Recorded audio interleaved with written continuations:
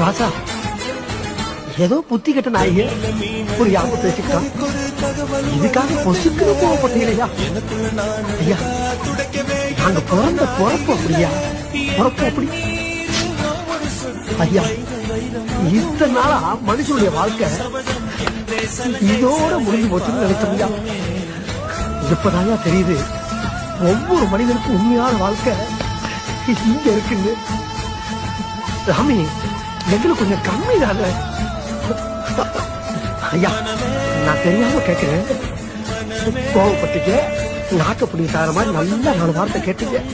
அதோட உங்க செருப்பை கலட்டி மலார் மலார் மலார்னு ஒரு 40 அடி அடிச்சு போகுதானே வாங்கிடுவோம்ல. உங்க பிள்ளை தானே நாங்க. அதுக்காண்டி வெளியே போங்கிறான்னு சொல்லிட்டீங்க ஐயா.